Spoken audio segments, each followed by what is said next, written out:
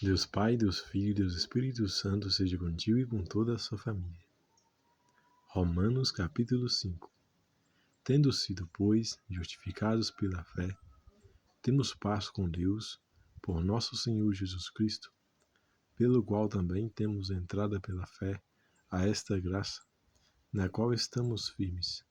e nos gloriamos na esperança da glória de Deus. E não somente isto, mas também nos gloriamos nas tribulações, sabendo que a tribulação produz a paciência, e a paciência a experiência, e a experiência a esperança, e a esperança não traz confusão, porquanto o amor de Deus está derramado em nossos corações pelo Espírito Santo que nos foi dado, porque Cristo, estando nós ainda fracos, morreu a seu tempo pelos ímpios, porque apenas alguém morrerá por um justo, pois poderá ser que pelo bom alguém ouse morrer. Mas Deus prova o seu amor para conosco, em que Cristo morreu por nós, sendo nós ainda pecadores. Logo, muito mais agora,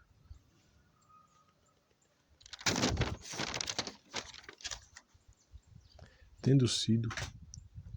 justificados pelo sangue, seremos por ele salvos da ira, porque se nós, tendo sido justificados pelo sangue, seremos por ele salvos da ira, porque se nós, sendo inimigos, formos reconciliados com Deus pela morte de seu filho, muito mais tendo sido já reconciliados, seremos salvos pela sua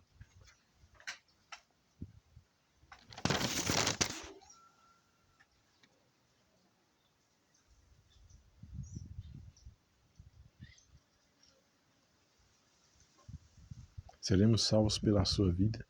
E não somente isso, mas também nos gloriamos em Deus por nosso Senhor Jesus Cristo, pelo qual agora alcançamos a reconciliação. Portanto, como por um homem entrou o pecado no mundo, e pelo pecado a morte, assim também a morte passou a todos os homens, por isso que todos pecaram. Porque até a lei estava o pecado do mundo, mas o pecado não é imputado, não havendo lei. No entanto, a morte reinou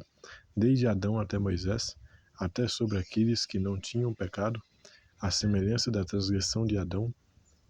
o qual é a figura daquele que havia de vir, mas não é assim o dom gratuito, como a ofensa, porque se pela ofensa de um morreram muitos, muito mais a graça de Deus e do dom